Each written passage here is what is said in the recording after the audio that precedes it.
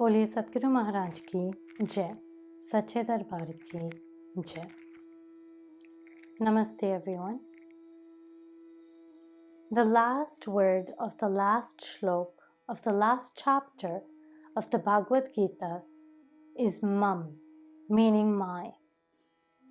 And the first word of the first shlok of the first chapter of the Bhagavad Gita is dharma, meaning purpose.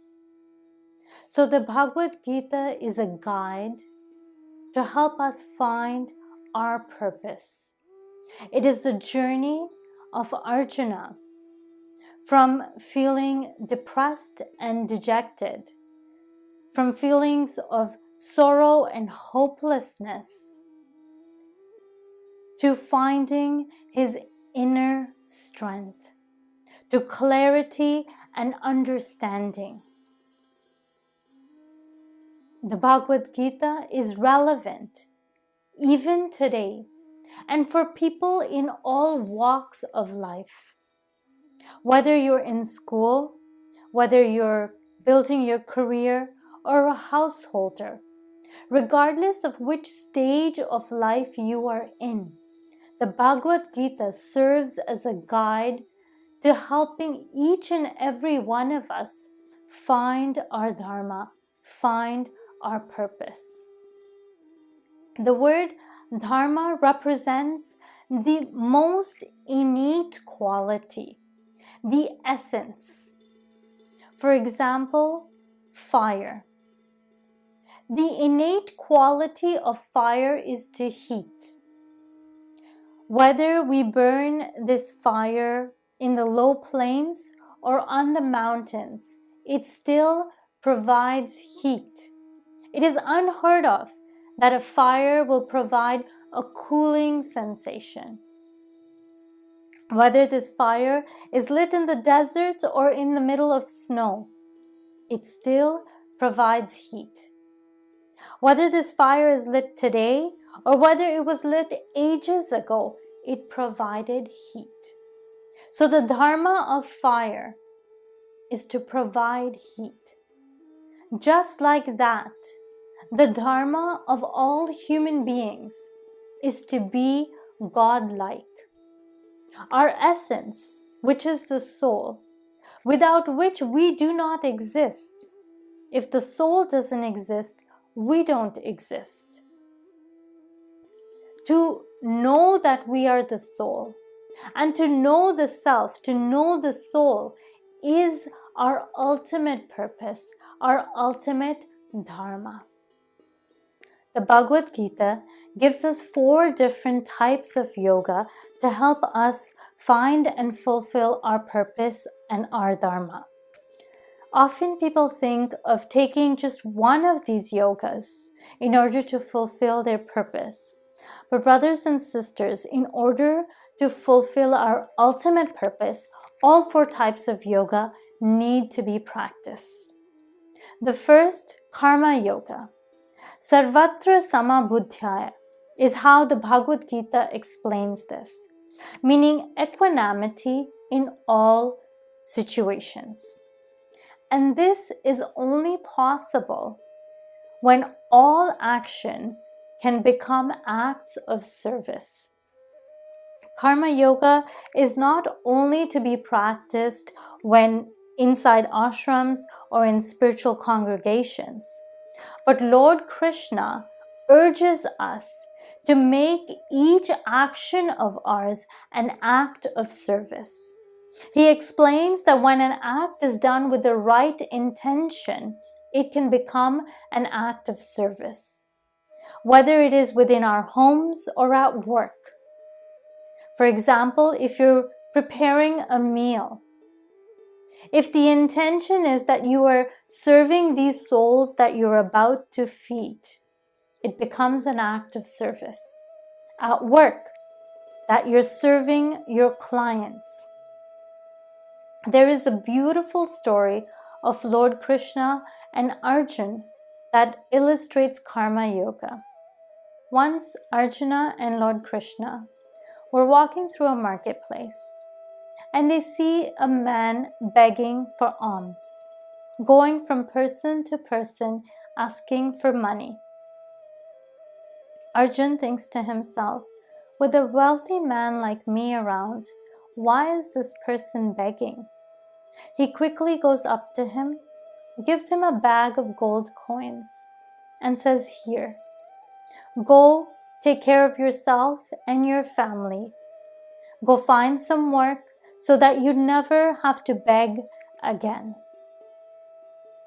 The man is ecstatic, thanks Arjun profusely, not knowing that there was a thief watching this whole situation. As the man sets out on his way, he thinks, let me take the short route home, so let me go through the forest. On his way, he finds a poor man, and for a second he thinks, should I give him one or two of the gold coins? But immediately stops himself and says no. Just like an Arjun came into my life, an Arjun will come into his life as well. And he continues on his path, hurriedly trying to get home, not knowing that the thief was right behind him. The thief found a good opportunity, jumped on the man, pinned him to the ground, and robbed him of the gold coins and ran away. The next day, Arjun and Lord Krishna see this man begging again. Arjun quickly goes up to him and asks, "What happened? Why are you still begging? I gave you gold coins that could have taken care of you and your future generation." The man, with tears in his eyes, iterates all the happenings of the previous day, that how he had been robbed. Arjun consoles him, takes out a diamond from his pocket, places it on the palm of the beggar, and clenches his fist really tight and says, "Here is a diamond. Go sell it and start some work of your own." The man, again ecstatic, thanks Arjun profusely, tells him that you have come as God in my life. You've changed the fate of my life. He puts his hand in his pocket and this time takes the main road home to avoid getting robbed. The journey was longer, so as he gets home, he's exhausted. He thinks, where can I hide this jewel? He had no locker in his little hut. He had a pot that they used to carry water back and forth, which had a little bit of water in it. So he threw the diamond in that pot and fell asleep. His wife comes home and sees that he's fast asleep, so she decides to go and get water today. She takes that pot to the lake, empties out the water that was in there, and fills fresh water and comes back home. When the man wakes up, he asks, "Who filled this pot with water?" And the wife replied that I did. He says, "There was a diamond in this pot. Where is that diamond?" She said, "I didn't see any diamond. I just dumped out the old water and filled fresh water." The man, upset, sad, the next morning is back there begging for alms again. Arjun sees this man again and asks what happened. With tears rolling down his eyes, he explains everything that happened. Arjun turns to Lord Krishna, almost asking him that what is this? What is happening? Lord Krishna smiles and gives the beggar 2 normal coins. Arjun thinks to himself that these 2 coins will not even get him a meal. What is Lord Krishna doing? He asks Lord Krishna. Lord Krishna says, "Let's follow him. and you will understand. The beggar on his way sees a fisherman with just one fish trapped in his net, struggling to get free. He asks the fisherman, "Can you give me this fish?" He thinks to himself that these 2 coins are not even going to get me a meal, so why don't I just free this fish instead? The fisherman asks, "What will you give me in return?" He offers the 2 coins, takes that little fish, puts it in that bowl that he used for begging with some water, and heads to the lake to free it. As he grabs the fish by the tail to put it back into the lake, the diamond falls out of the fish's mouth into his bowl. He returns the fish into the lake and grabs the diamond out of his bowl. Astonished, he starts to scream, "I found it, I found it, I found it." The thief who was close by thought that the beggar recognized him, and worried that he's going to get caught and be sent into prison, he runs to the beggar, gives him the bag of gold coins, falls at his feet, and apologizes profusely. Arjun asks Krishna, what was this whole play? So Lord Krishna explains, when an act is done with the right intention, it is fruitful for everyone. It is the intention that differentiates whether an action is an act of the ego or an act of service. So brothers and sisters, if you can do all your actions with the intention of service, with the intention of serving the beings in front of you, then each action of yours will become a selfless action. Then, in true essence, you will be practicing karma yoga, not only for a few hours a week, but in your everyday life. The second yoga is Bhakti Yoga.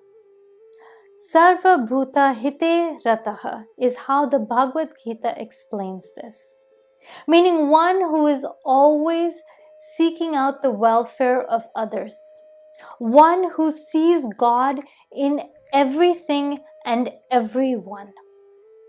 I know this might be hard sometimes. When someone has wronged us, it's hard to see God in them.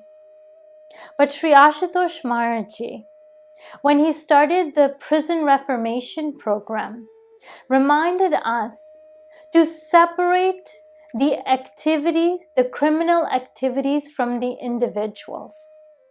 To hate the crime, but not the criminal, because the Lord resides in them as well.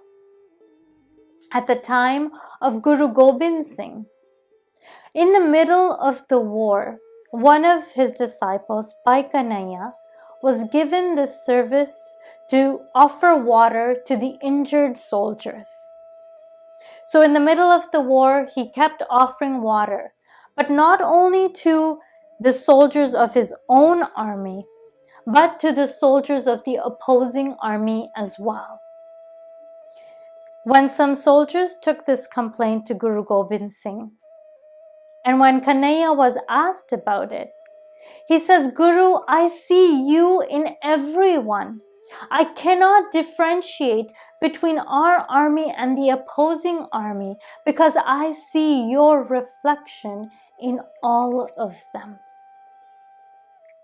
So in true essence, we can practice Bhakti Yoga when we start to see the self in others as well.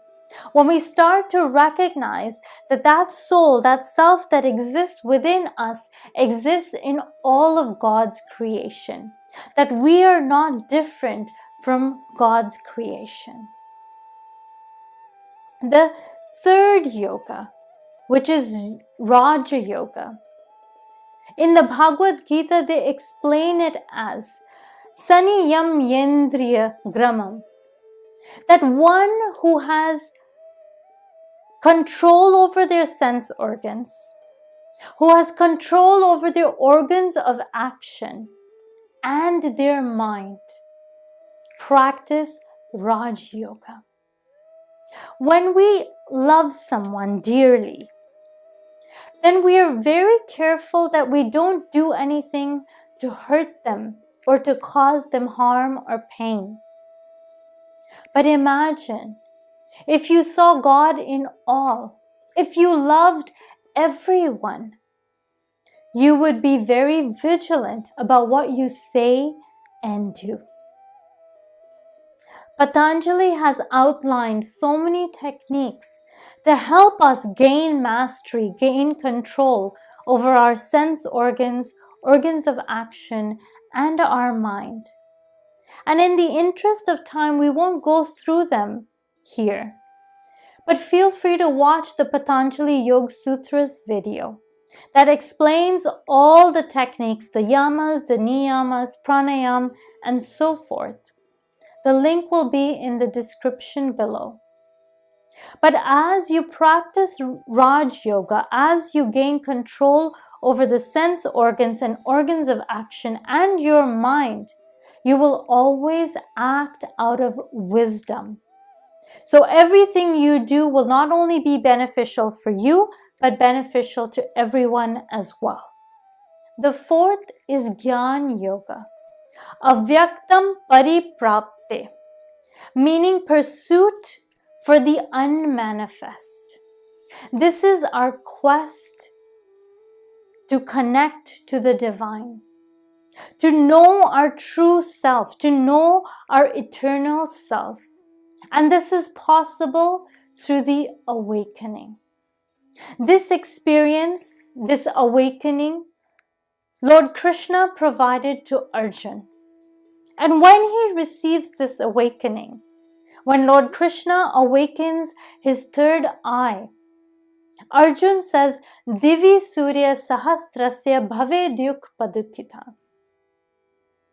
He says that I see light that's stronger than 1,000 suns put together. And it was only after this experience did Arjuna find his inner strength. Did he gain clarity as to what he needs to do? Did he understand what his duty was? Today, we need that Lord Krishna of today, that Guru, that Master today, who can provide us the same awakening, who can awaken our third eye, help us connect to the light of our soul within, so that we can understand our duty, so that we can gain clarity and fulfill our dharma, fulfill our purpose. A guru does not come to give us anything, but only reveals what already exists within us. A washerman once found a shiny stone. So he said he's going to use this to scrub his clothes. In olden times, clothes were taken to the riverbanks, banged on stones, scrubbed with stones in order to cleanse them. After a few days of using the shiny stone, he thought to himself that no matter how much I use it to scrub, it doesn't lose its shine. It's gotta be valuable or something special about this stone. Let me inquire about it. He goes to the vegetable seller, shows him the stone, and the man says, "This is such a beautiful, shiny stone. I would give you a whole bushel of eggplants in return for this." The man keeps the stone to himself and decides to inquire further. He goes to a utensil shop and shows the man the stone. The utensil shopkeeper takes out a whole bunch of utensils and said, I will give you all these utensils in return for this shiny stone. The man keeps the stone with himself and continues to inquire till he gets to a diamond merchant who explains to him that this is a rare and valuable diamond, and in return for it, I will give you thousands of dollars. The stone was always a diamond. Even when it was used to scrub clothes, it was still a diamond. But it was the diamond merchant that revealed it to the washerman. Just like that, the soul always exists within us. But when a guru comes into our lives, awakens our third eye, he reveals the truth of the soul to us. He reveals the truth of the self to us.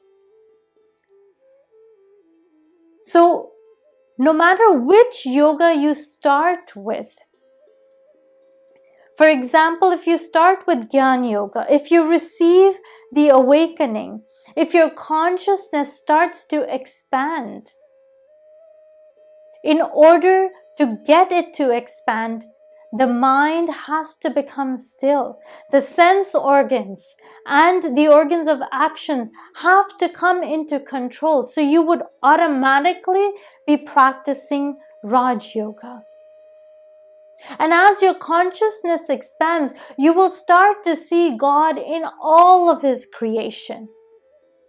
So Bhakti Yoga will be practiced as well. And each action of yours will start to become selfless service. Each action will become an action of service. So no matter which yoga you start with, in order to fulfill your ultimate dharma, you will end up practicing all four of them. If any of you are interested in starting or deepening your spiritual practice, then please connect with us at divinelightworld.org. On that note, till next time, everyone stay safe, stay blessed. Namaste.